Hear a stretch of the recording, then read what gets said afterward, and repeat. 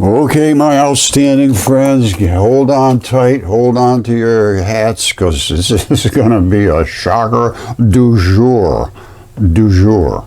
Now, what are we going to be talking about? Well, first of all, mud fossils, how all these creatures turn into stone. We know that creatures can turn into stone, and of that there is no question. Now, what about Perseus and Medusa? What about Medusa? Who everybody knows that she could just look at somebody and they turn into stone. So you had to avoid her gaze. If you're apparently it was from your eyes seeing her eyes. That's the only thing I can take from this. Now, how could that transfer a person from being flesh and blood into being stone? There's a story right now going around that a while back the Russians were attacked by some extraterrestrial orbs or whatever, and they just went pop, and like 20-something guys turned into stone instantaneously. And there was a few of them that were with them that were behind trees or whatever they were. They didn't get exactly whacked, and they didn't turn into stone. I don't know if they were damaged or not, but that story's going around, and I have no reason to say that that's impossible. Absolutely not, because we know that flesh and blood can turn into stone. There's zero question about that. And this, as far as I'm concerned, was quite likely true. Now, how did it happen? And how did Lot's wife turn into a pillar of salt? And why was it salt? And what is the composition of these Russian soldiers? What did they turn into? And what did Medusa's victims turn into? What was the molecular structure? Salts. Anyway, we're going to talk about this because I'm feeling that we're missing a whole lot of our ancient history, and it could affect your eternity, because the things that they wrote about were gods, dragons, giants, devils, hell, heaven, purgatory, some of the terrible, most nastiest conditions you could ever imagine will befall people that are not paying attention. This is what it sounds like to me. And these things are for you to see and as a test. If you don't see them, well, I would say you failed the test. That's all I can tell you. Because if you see them and you can embrace an open mind, that's what God created, was open minds. And right now, you've been menticide. Menticide means it's like forcing you to believe something against what is good for you. That's what menticide is. It's forcing you to take on a belief that is contrary to what is good for you. And really, literally, the population has been menticided in every single race. All the authorities have taken control and said, this is what we say, and if you don't say it, we're not going to let you talk. We're not going to let you be heard, because you're not saying what we want to say. And the people that say exactly what the other people say, they're just geniuses, because they can repeat what they were told. Well, I go exactly the opposite. I say, what did the guy say, and what makes sense? Seems pretty reasonable to me. But it's not the way it works. You say, does this make sense? And you ask a question, you're blocked. I have been blocked more than NFL. I'm telling you, there is no way to be heard. So if you're hearing this, you are an exception, and God is choosing you. I'm going to tell you that right now. I feel that is a fact. So let's get started. Okay, this is Ovid, and he was a prolific writer, and this was one of the most influential works in Western culture. One of the most influential. It was as well read as the ancient Bible. Now, he wrote this at the time of Julius Caesar, and he comprised other 250 myth stories into 15 books and like 12,000 lines of text. And one of the first words he says is this. All right, here it is. Now stands my task accomplished. Such a work as not the wrath of Jove, nor fire, nor sword, nor the devouring ages can destroy. That's this work. Here's all his books, and it starts right off with the creation, ages of mankind, the flood, Deucalion, who is Noah. Now, all of this stuff comes down through all of the different stories about Hercules and, the Cyclopses and Achilles and Ulysses and all of them. This was all basically, I'm starting to say, I believe now that it was based in fact. Now, listen to this. Metamorphosis is the book. It's the transformation, is the unifying theme amongst the episodes of Metamorphosis. Metamorphosis means to change something into something else. All right, here's what metamorphosis means. It's the biological process which an animal physically develops into transforming after hatching, like a chrysalis, turning into a butterfly. And it's what these could do. That's morphing, basically. It's a metamorphosis. Now, Ovid raises its significance, the significance of these changing of these bodies into something else, explicitly in the opening lines of the poem. In nova fert animus mutatus decere formos corpora. I intend to speak of forms changed into new entities. In quotations, he is speaking of forms, whatever that means, changed into new entities. Accompanying the theme is often violence inflicted upon a victim whose transformation, whose change, becomes part of the natural landscape. They were doing this literally for fun, it looked like, in some cases, making statues and all these kind of gigantic creatures into, strangling dragons and everything, and just turning them into the landscape, so they had some sculptures. The theme amalgamates the much explored opposition between the hunter and the hunted, the thematic tension between art and nature. This is very, very, very, very deep. And this is all basically was Hesiod's stories, and then Apollodorus wrote all the Hesiod stories and whatever came up to him, and that was about 200 BC, somewhere around here. And then Ovid consolidated everything at the time of Julius Caesar. It was just about the time of Christ. And all of these things are like the ages of man, creation, flood, all the titans, the giants, all of this stuff was written about. And the one we want to read is this guy right here, Apollodorus, wherever he is. Hold on. Here it is. I mean, the stuff that we're talking about here is off the charts crazy. It's all about Zeus had intercourse with her in the shape of a stream of gold, which poured through the roof into Danae's lap, and she became pregnant. They could change themselves to anything they want. Oh, wait a minute, I didn't even finish up with the metamorphosis. Hold on. No, they said they could transform themselves, but listen to what they could transform into. There was a great variety among the types of transforming that took place. Humans into inanimate objects like the Nile River, or constellations they could turn themselves into, animals into plants, from animals into ants and fungi and mushrooms into humans, from one sex to another. It didn't, from one color to another. They could turn themselves into pebbles.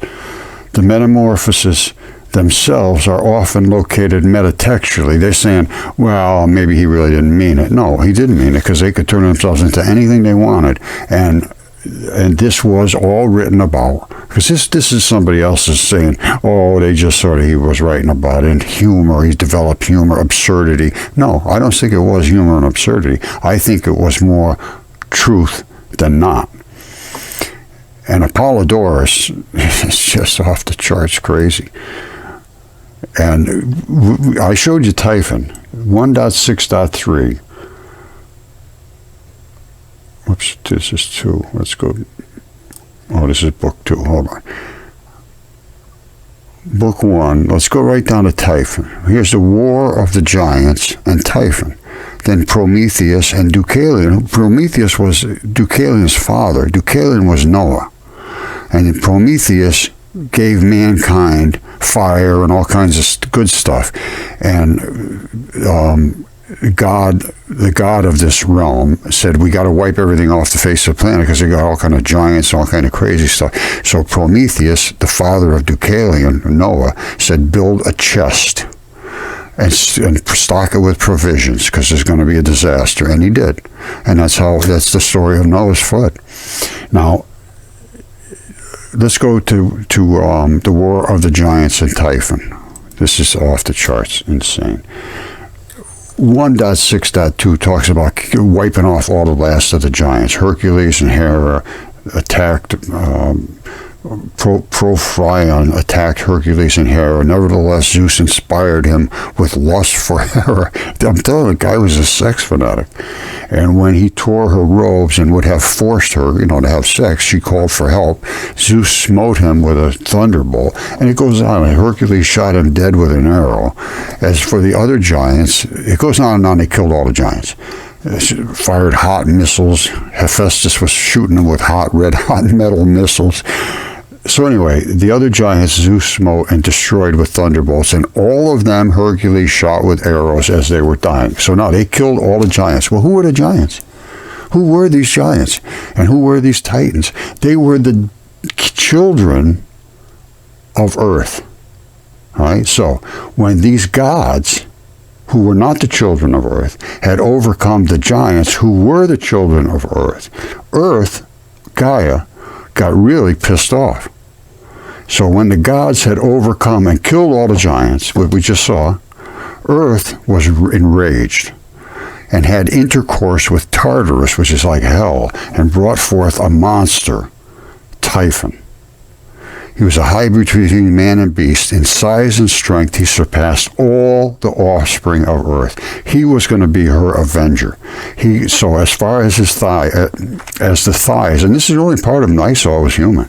As far as his thighs go, he was of human shape and of such prodigious bulk that he outtopped all the mountains. He was taller than any of the mountains. His head often brushed the stars. And that's what that's what they could see. He was just that big. I mean, these are things that were written by people that were observing this stuff. One of his hands reached out to the west and the other to the east, and from them projected 100 dragons' heads. And it's written in here somewhere that Zeus cut all those heads off with his thunderbolts. From the thighs downward, he had huge coils of vipers, and which drawn out reached to the very head and emitted a loud hissing. His body was all winged, he had feathers apparently, unkempt, hair streamed on the wind from his head and cheeks, and fire flashed from his eyes. Now, it says he was all winged. Now, I know that he had a lot of dragon scales, and we'll go look at them. As far as the wings go, we could probably find evidence of feathery looking things, but he was fully scaled as a dragon. There's no question about that. Now, he was all kempt, hair streamed on the wind from his head and cheeks. So he had a hairy head and cheeks, and then he had wings and probably feathers, but he definitely had scales. I can show you that. Fire flashed from his eyes. Yes, his eyes were red, and there's a trail of red flash coming from him. Such and so great was Typhon when hurling kindled rocks. He was hurling kindled rocks, which mean burning, flaming, hot cinders. He made for the very heavens with hissing and shouts. He was going to avenge for Mother Earth. He was going to go and get these gods. Such and so great was Typhon. He made for the very heavens with hissing and shouts, spouting a great jet of fire from his mouth. When the gods saw him rushing at heaven, they made for Egypt in flight. So they're obviously scared of him. He was as tough as the gods. Now, in being pursued, they changed their forms into those of animals. So the gods changed into animals to try to hide out from him. They said Zeus changed himself into a ram. I believe it was Venus changed herself into a fish. And I believe the fish was gotten by Typhon. Now, Zeus did pelt Typhon at a distance, and close quarters struck him down with his thunderbolt, his adamantine sickle, and he is laying in the desert. Of that, there is virtually no question. So, as far as I'm concerned, this is true, and if this is true, why wouldn't I believe the rest of the stuff? because I have found all the things that everybody denies, and I see that there's such a denial in place. And I'm sure at the time they wrote the Bible, they said nobody's ever going to believe this stuff. Take Enoch out. He's talking about guys that are 2.5 miles tall, miles tall, giants. They're talking about, all this crazy nonsense, going to heaven and coming back and doing these things. It's too much for the average mind to take. Just take them out, wipe them out of the Bible, and don't let any of this Gnostic text in or any of that stuff, because it's just too much for people to absorb. They're not ready for it. Well, they're not ready for it because you can't let them, they can't see it. They haven't been exposed to it.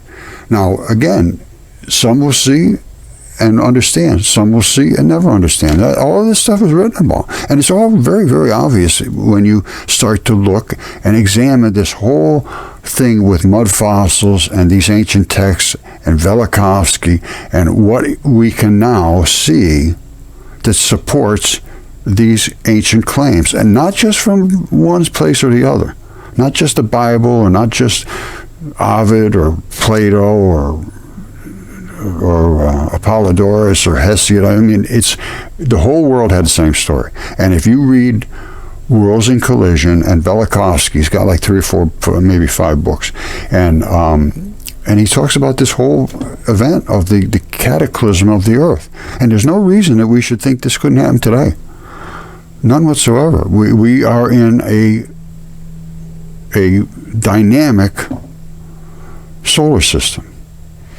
And Venus, the whole thing of this story, we were almost impacted by Venus, which was ejected from the feared god Jupiter. And there is literally a vagina on Venus. I mean on Mars. On Jupiter.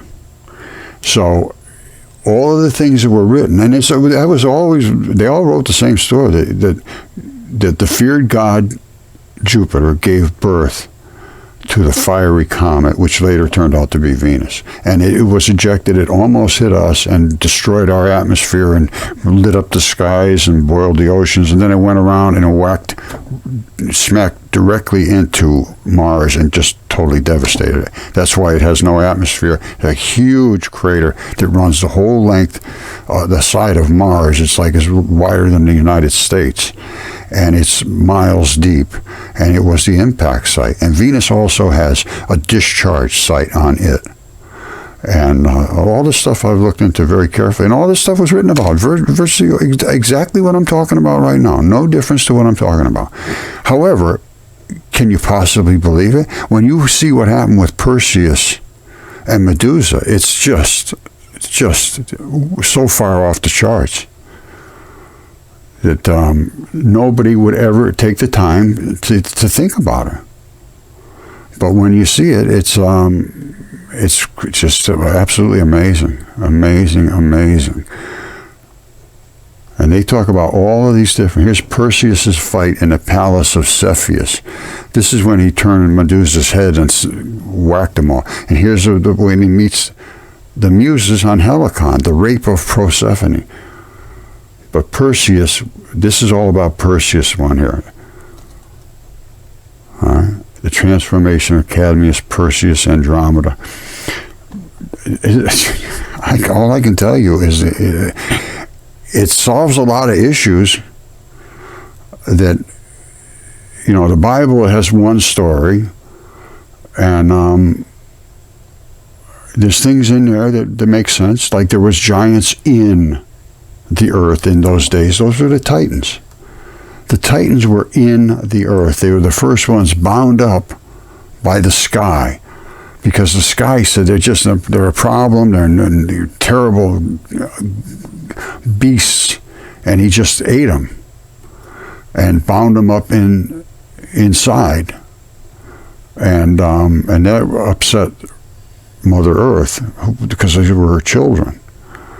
And so they were in the earth. There were giants in the earth in those days. And then after that, when Zeus and his guys went into the daughters of man, right? Because they looked down, they saw these hot-looking chicks. They said, let's go. We can make ourselves into anything we want. I could be a mushroom. I could do anything I want. As a matter of fact, Zeus poured himself his golden rain onto, I forget who it was, but they could do anything they wanted. They could turn themselves into anything they wanted. So they set up shop on Mount Olympus, and that's where their party took place.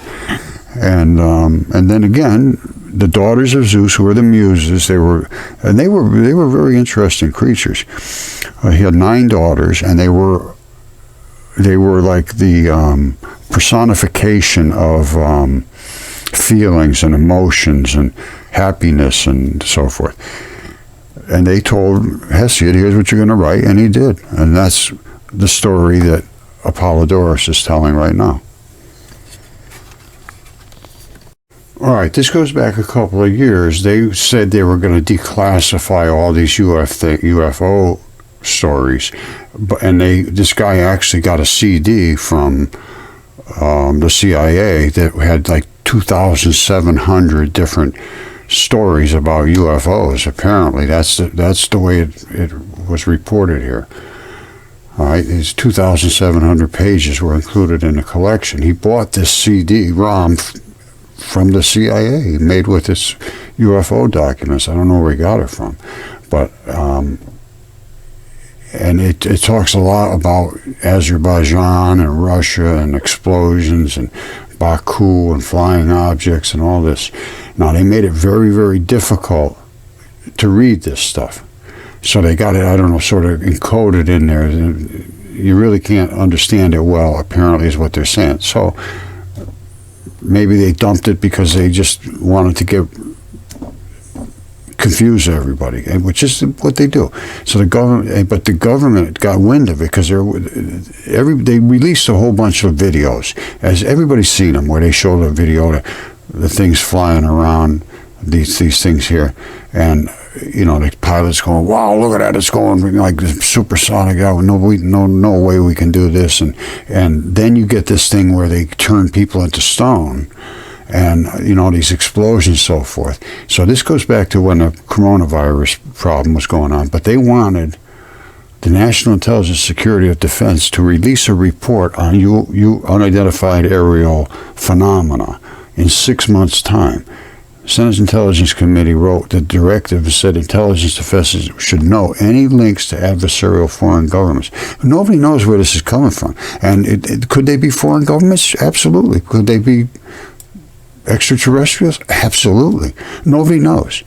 So all we can do is go back to what was written in the ancient past about turning things into stone, see if can we draw anything out of that. That's that's the only link we have to go to these unidentified UFO reports. Because you could say, oh, that was just something, just a light hit the windshield a crazy way. And that's what they do. They explain everything in that way. Because they can't explain it any other way. There's no way physically to. But I can tell you, things do turn to stone. Creatures do turn to stone. There is no doubt about that. How quick? Yale says it could happen within a couple of hours. So can we speed that up? Can we get an enzyme in that somehow and make it go faster and just instantaneously? Because apparently these guys, Russian soldiers, well, let me show you the report.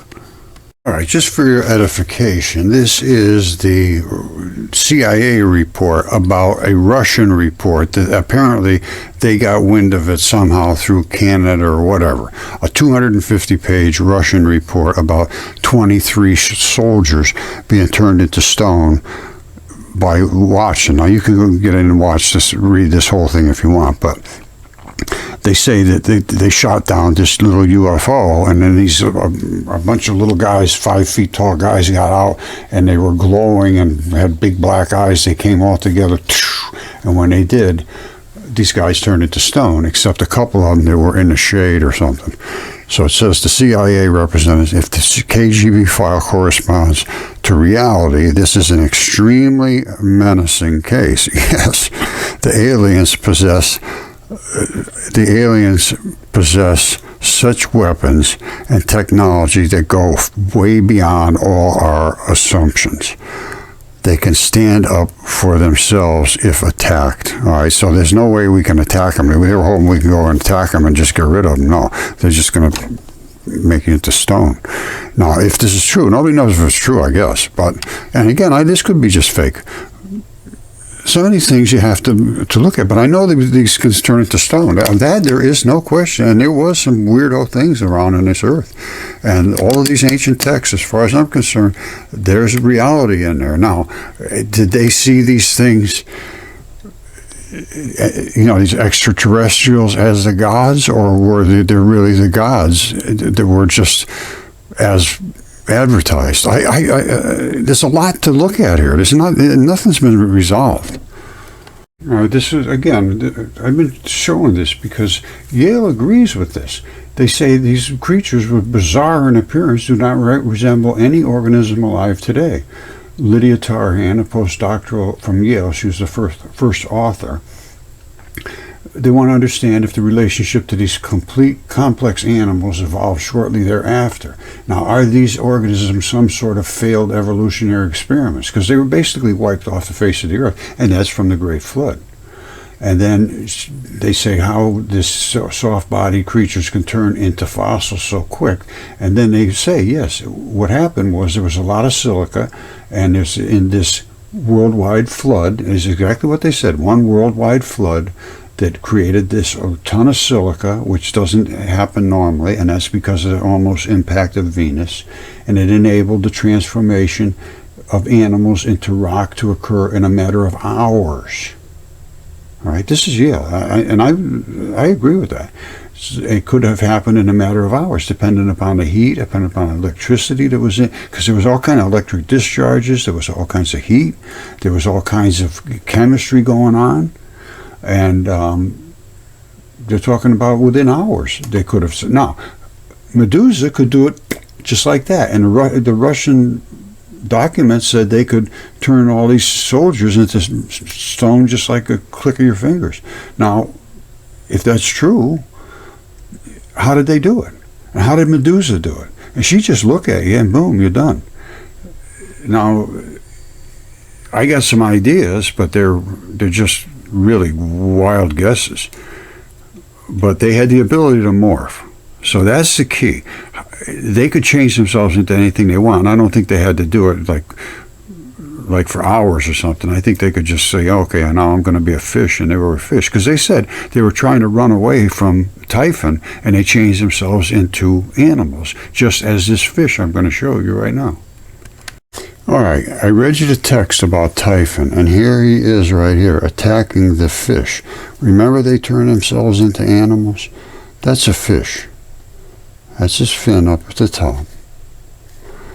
This is his eye, I believe. This, I don't know what that is. Forget about this. But this is the fish, and his tail is back here. And this dragon right here is spitting this black stuff down at the fish's body, and it infected and it attacked and burnt up part of his body. That's coming right out of this dragon's head. Now, remember his red flared eye, they said? It's right there. This is all his winged, his hairy, unkempt stuff here. And then it turns into feathers or wings back further. But this is the throat right here. You see it? That whole thing is his throat. And these are all dragon scales that line his throat, protect him. Because down here, this is the runoff. You see how this is all running off like that's bodily fluids that ran out of his body after he decayed.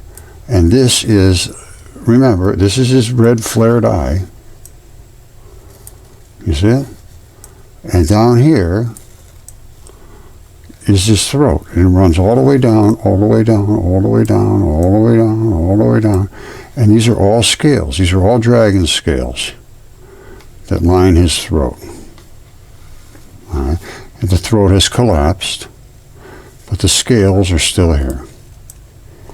And they protect him. Now, remember it said Typhon was cut down by Zeus with his great and mighty sword. Well, there it is right there. There's the cut on his throat. So let's back out so we can see it. Remember, this is all dead runoff, and this is where most of it came from. A lot of it is right out of here where this throat was cut. And that's a gash right across his throat. And this used to be green as green could be. Now it's turned black, like it's all dying. You see how it was green back here? And this was also green as green could be. I mean, absolutely stunningly green. And there's a little bit of green left. There's a couple spots of green still, but there's something's going wrong here because it's all turning black. It's still got some greenness back here. This is a dam, and there's just nothing back here to feed. It looks like it's just drying up.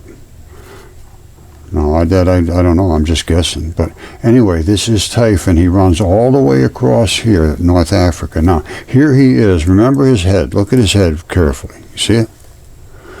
This is here, spitting it out. These are his beards. They all have beards. You see, these are the two beards. And this stuff is coming out of this beard. This is this nasty, nasty, nasty stuff that's coming out right from his beard.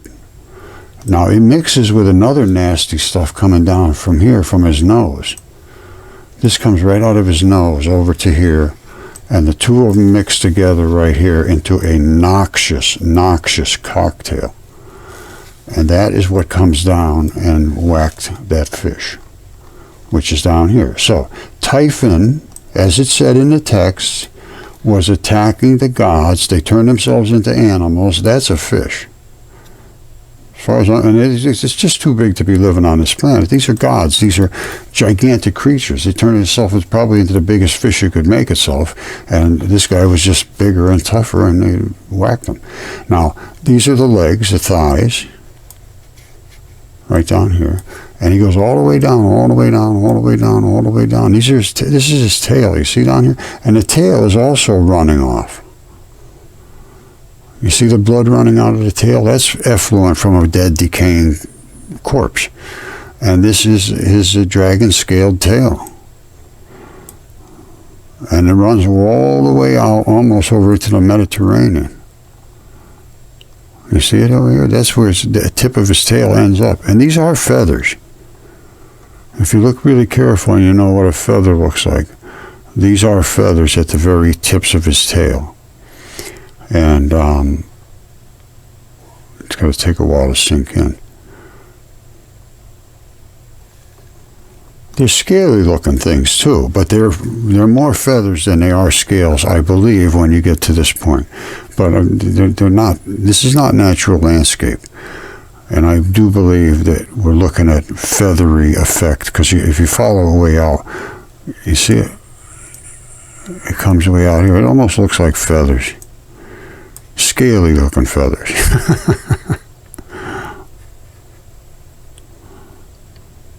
But you could take that as feathers. And it runs all the way out to here. This is the end of it right out here.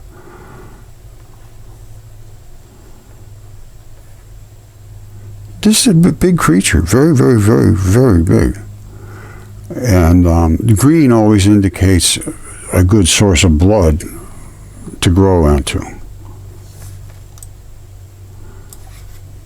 Now, how this all occurred is written, but these were gods. That's all I can say. And Typhon was the avenger of Mother Earth, and Zeus slayed him with his great and mighty sword. That's what the ancient texts say.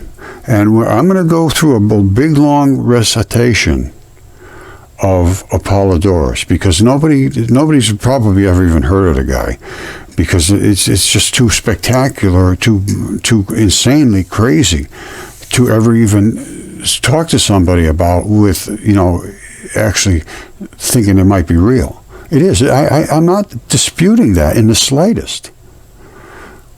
But it does appear to have substance behind it. Everything that was written, it seems to be here. The giants are here. There's virtually no question about it. The earth is literally a corpse, exactly like Jesus said. He said that whoever discovers the earth will find a corpse. And whoever discovers the earth will find a body. And the two of them are basically the same. So, and he also said we are the children of light. And I say light makes everything there is. Everything there is made of particles of light, and it's just condensed into matter. When it's floating around in the universe, it can be particles of light which are just getting ready to condense into something to make matter. And then they could manipulate that. Now, how they could manipulate it so fast, like Medusa and the Russian incident and so forth, that I'm trying to understand. But we know that they could turn them into stone, and we know that sometimes they could turn into salt. Because these great, like the Himalayan salts and so forth, that's all creatures' bodies. Just like this. I'm sure there's all kind of salt in here somewhere. It seems to happen. Well, I can't say for sure because it's a condition that happens. And I really don't know exactly why they turn completely into salt. But it's a crystallization process from something down that side of the periodic table, the salty side, that invades. It's still a big mystery, got to be perfectly honest with you, how they turn into so exquisite salt formations. All right, this is the story about Perseus and Medusa. Perseus was sent to kill Medusa on a suicide mission. Not suicide his father-in-law wanted him dead because it was said that he would kill him. I think it was his father-in-law. But it was or his father, one or the other, and it was prophesied that he would kill him. And so he sent him to kill Medusa. He said, go kill Medusa and bring her back, her head back. So he took it on, and what he used, he had a shield. So in other words, because the gaze of Medusa turned all who looked at her to stone. And you just look at her, you turn to stone. Perseus guided himself by her reflection in a shield given him by Athena, and he beheaded Medusa as she slept. Now don't forget, now we're in a different story, because now we got a reflection. He can look at her in a reflection. It doesn't hurt him. So you've got to be straight into that line of fire to get hurt. If it bounces back, and you can still see it exactly like you would if you were looking at it, it doesn't hurt you. So that's a clue right there. Now he then returned to Seriphus and rescued his mother by turning Polydictus and his supporters to stone at the sight of Medusa's head. Let's read that story in Apollodorus about this action that when Perseus was sent. So let's read that, and then we'll call it a day for table. I'm going to go through all of that stuff. It's just stunning stuff. Okay, get ready for this. This is just off the wall. This is Apollodorus 2.4.1. When Acrisius inquired of the oracle how he should get male children, the god said that his daughter, so the oracle was a god, the god said that his daughter would give birth to a son who would kill him. So his daughter was going to give birth to a son who would kill Acrisius. Fearing that, Acrisius built a brazen, which is a bronze chamber underground, and there guarded Danae, which is his daughter. However, she was seduced, as some say, by Proteus, whence aroused a quarrel between them, but some say that Zeus had intercourse with her in the shape of a stream of gold. Because they could change themselves into anything. This is crazy. Zeus actually gave her a golden shower poured through the roof into Danae's lap and impregnated her. When Acrisius afterwards learned that she had got a child called Perseus, he would not believe that she had been seduced by Zeus, and putting his daughter with the child in a chest, he put his daughter and a child in a chest. He cast them into the sea so they would drown. The chest was washed ashore on Seriphus, and Daites took up the boy and reared him. And that's the boy is Perseus. Now, here's what happens next. All right. Proteus, brother of Daites, was then king of Seriphus and fell in love with Danae, all right, but could not get access to her. That's the daughter, because Perseus was grown to man's estate. So he called together his friends, including Perseus, under the pretext of collecting contributions towards a wedding gift for Hermia, daughter of Onesimus. Now Perseus, having declared that he would not stick even at the Gorgon's head,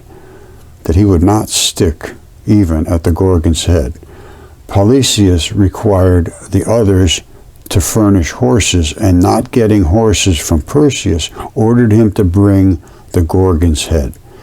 So Perseus was ordered to go kill Medusa and bring the head. Under the guidance of Hermes and Athena, he made his way to the daughters of Perseus, which were Ino, Dino, and Procus had them by Ceto, and they were sisters of the Gorgons. All right? The Gorgons were these monstrous creatures that could people turn into stone. So they were sisters of the Gorgons, and old women from their birth. They were born old. The three had but one eye and one tooth, and these they passed to each other in turn. Oh my God.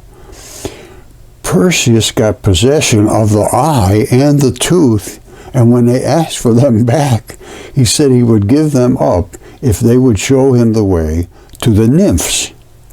Now these nymphs had winged sandals and the kibyssus, which they said was a wallet. But Pindar and Hesiod in the shield say of Perseus, but all his back had on the head of a dread monster, and round him ran the kibyssus. Well, let's see, what is the kibyssus? The kibyssus is so called because dress and food are deposited on it. From who? I don't know. They had also the cap of Hades, the helmet of Hades. When the Porcides had shown him the way, he gave them back the tooth and the eye, and coming to the nymphs, got what he wanted. So he slung the wallet, which is the kibyssus, about him, fitted the sandals to his ankles, put the cap on his head. Wearing it, he saw whom he pleased, but was not seen by others. So he became invisible, but he could see.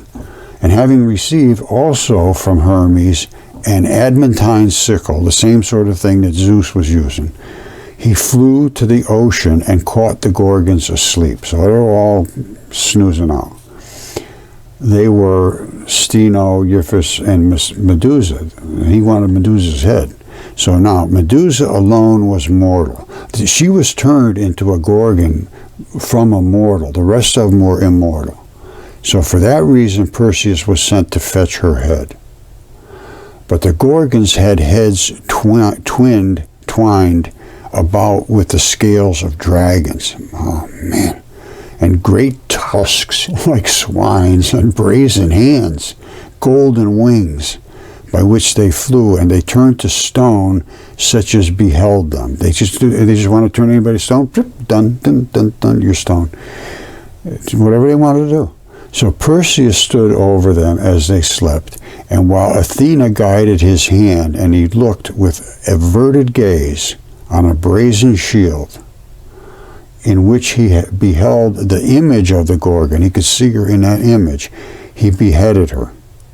When her head was cut off, there sprang from the Gorgon the winged horse Pegasus, and Sisar, and the father of Geryon.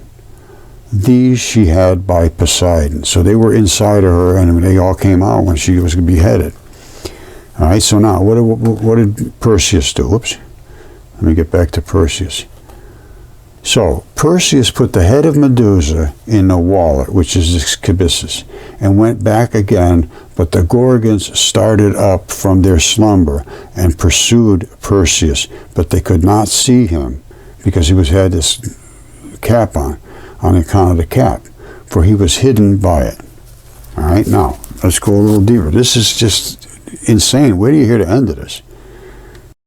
Okay, so Perseus being come to Ethiopia, so he went to Ethiopia of which Cepheus was the king, he found the king's daughter, Andromeda, set out to be the prey of a sea monster. They were going to feed her to a sea monster, sounds like.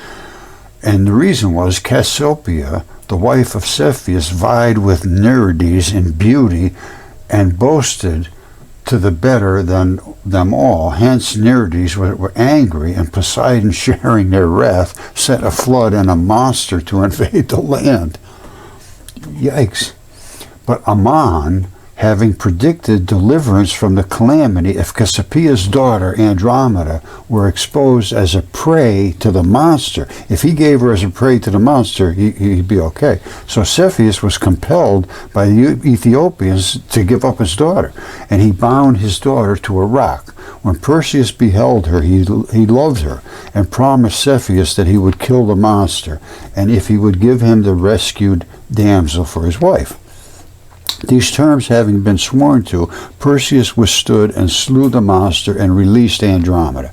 However, Phineus, who was a brother of Cepheus and to whom Andromeda had been first betrothed, he was the one that wanted her, plotted against Perseus. But with Perseus discovered the plot, and by showing the Gorgon, turned him and his fellow conspirators at once into stone, because they came after him. So having come to Cepheus, he found that his mother and Dictys had taken refuge at the altars on account of the violence in Polycidas. So he entered the palace, now listen to this, where Polycidas has gathered all of his friends, and with averted faces he showed the Gorgon's head, and all who beheld it turned to stone, each in the attitude which he had happened to have struck. So they're just like this, whatever they were doing, boom, instantaneous. And now this is just the head. So, this is crazy stuff. All right, so having appointed Dictys, the king of Seriphus, he gave back the sandals and the wallet, which is the kibis, and the cap to Hermes. But the Gorgon's head he gave to Athena. Hermes restored the aforesaid things to the nymphs, and gave them all back to whoever owned them, and Athena inserted the Gorgon's head in the middle of her shield. Boom. It is alleged by some that Medusa was beheaded for Athena's sake, and they say that the Gorgon was fain to match herself with a goddess even in beauty. All right, so what happens next is Perseus hastened with Danae and Andromeda to Argos in order that he might behold Acrisius. But he, learning of this and dreading the oracle, forsook Argos and departed to the Pelasgese land. Now, Teutamides, king of Larissa, was holding athletic games, now listen to this, in honor of his dead father. All right. So Perseus came to compete in the games. He engaged in the Pythallium, but in throwing the quoit, he struck Archelaus on the foot and killed him instantly. Perceiving that the oracle was fulfilled, he buried Acrisius outside the city, and being ashamed to return to Argos to claim the inheritance of him who had died by his hand, he went to Megathepsis, son of Proteus, and effected an exchange from him, surrendering Argos into his hand. So Megathepsis reigned over the Archives, and Perseus reigned over Thern, after fortifying also Medea and Mycena. So he fulfilled what the oracle said. This is you're going to have a grandson, or whatever, I think it was a grandson or a son, that is going to end up killing you. And he did. He ended up killing him. And Acrisius was hiding as a beggar, trying to stay. He was afraid of Perseus. He thought Perseus was going to come back and kill him. And he did. but it was just by accident. Perseus didn't want to kill him. It was just an accident. This actually does drone on and on and on, but the key to this whole thing is, in my mind, is everything is about Zeus. Zeus turned both of them into stone. Zeus was having sex with every woman that was on everywhere. Zeus came by night and prolonged the night there threefold, and assumed the likeness of Amphion and bedded his wife. And later, and related what had happened concerning the disaster with the Thebans. But when the real Amphitryon arrived and saw that he was not welcomed by his wife, she wanted everything to do with him sexually apparently, he inquired why. What's the matter with you? And when she told him that he had come the night before and slept with her, he learned from Theseus how Zeus had enjoyed her, and Alcmena bore 2 sons, and they were Hercules, whom she had by Zeus, and who was later the elder by one night, and Epictetus, whom she had by Epiphanion. So when the child was 8 months old, Herod desired the destruction of the babe and sent 2 huge serpents to the bed, and Hercules strangled them. Alcmena called Epeiron to help her, but Hercules arose and killed the serpents and strangled them both with his hands. However, and it goes on and on and on. Now, what is the take from this? If this stuff is real, and I have no reason to doubt it anymore. I showed you Typhon. I showed you the text that talked about it. I can show you giants. I can show you mud fossils everywhere in the world. The earth was literally a corpse, just as Jesus said. And there was a God on this earth who turned against the real God and said, I'm going to come down and have sex with all the women, being 200 other gods, little g gods. We're not the big God, but there's 200 of us. What are you going to do? So, and it didn't go well for them. But they had a party for quite a while. And then we had the big flood and all kinds of disasters and catastrophes, which, to my way of thinking, the real big God must have sent to clean off this disaster that Zeus created, who was, I guess, he must have been Satan, but he was the God in charge of this earth at that time, and doing just nothing but killing and slaughtering, and they'd cut their skins off and wear them to go attack somebody else, and it just so in crazy stuff. Who would do that? Well, I guess Satan would. And who was Satan? I don't know. Could he have been Zeus? That's what they talked about. They came down to have a party and have a sex with the women.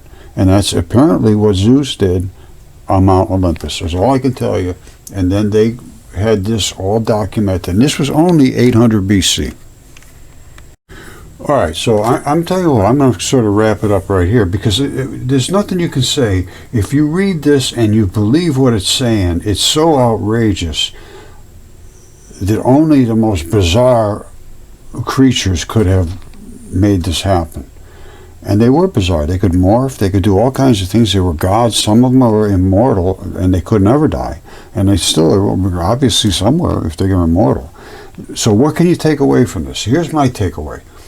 Is there was a real big God, and he put Zeus in charge of the solar system to reign over man and to take care of him. And he sent 600 guys with him, which were the original watchers, they called them. Some people, I guess they call them the Nephilim. But they were the original angels, basically, that God sent. And they were supposed to just do good things and not intervene and do this or that. I don't know exactly what their rules were, but what happened was Zeus saw that the daughters of man were hot looking. So he said, well, we could change ourselves into anything we want.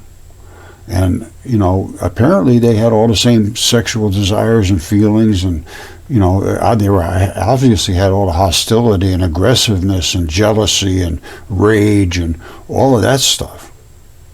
So apparently they had all the other feelings too. And so they desired that these women change themselves into really hot-looking guys, the same size as the women. They weren't gigantic then. But when the women gave birth, the kids were hooked up with some giant DNA or whatever, God DNA, and between the two of them, zoop, they went off the charts, miles tall, and they had to be wiped off. So what do we take away from this? I say the God that was in charge back even just 1000 BC or in that area was Zeus. Now, where he went, he's still a god, he's still immortal, he's got to be around here somewhere. were locked up in Tartarus, is what Enoch said. They took them all and locked them in Tartarus. I guess Zeus was one part of that crew. But they still got to be alive, as far as I'm concerned. If all this stuff is true, and it does appear to be. So my last statements about this is, my feeling right now is, after doing all the research I did, I was not even a believer that there could be a God, and I still have a hard time understanding where God came from. Even God would have a hard time understanding where he came from.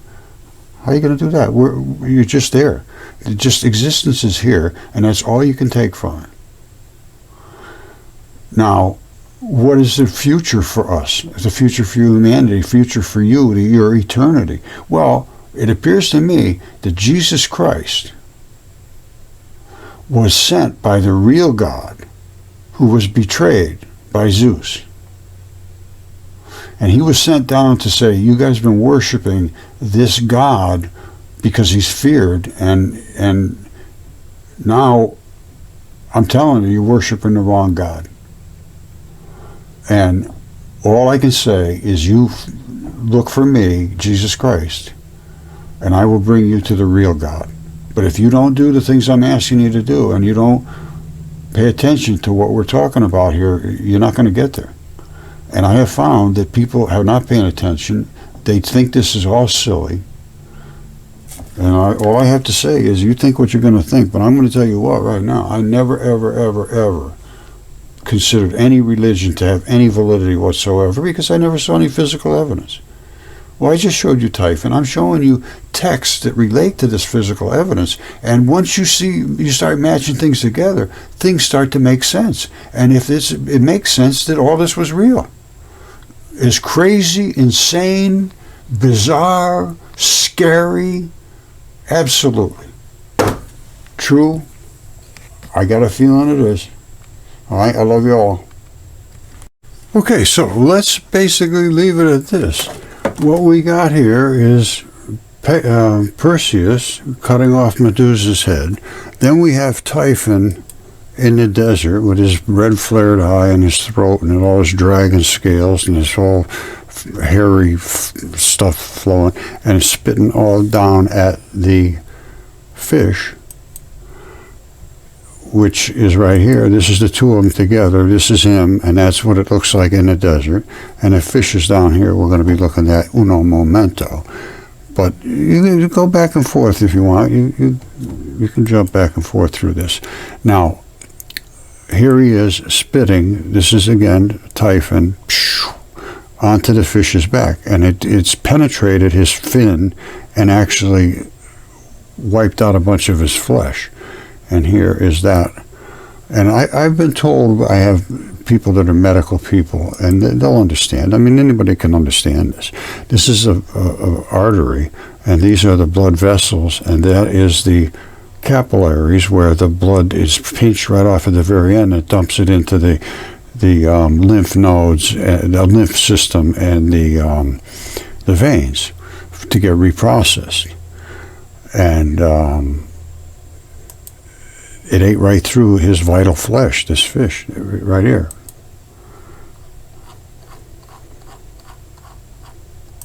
You see, he spit right down on the fish.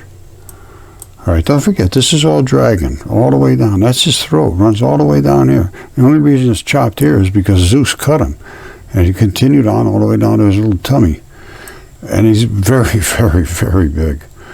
And again, spit all that stuff down at the fish, which is right here. It's absolutely giant fish. I can't account for the sizes of these things, so don't ask me to say, oh, this can't be real because they're just too big. Well, they're real.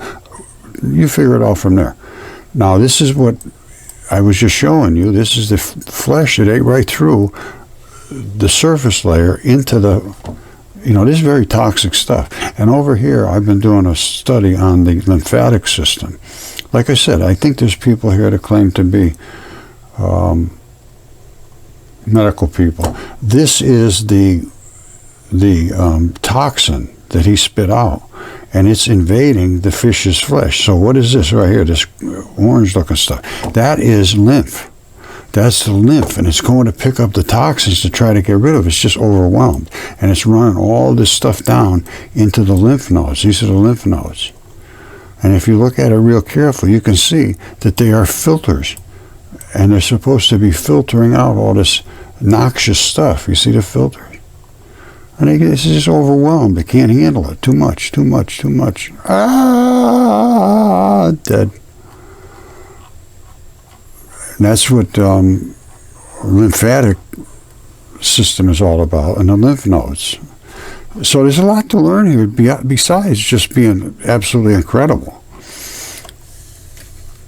Okay, so that's it. We're done for today, but I am going to just keep digging deeper and deeper into this. And I think, as I said, all I can say is, as far as I'm concerned right now, the only way out of this to have a good eternity is to search for Jesus Christ. That's all I can say. I could be wrong. It might just be nonsense. But everything that I have researched indicates that is the case. The rest is up to you. I love you. Take care.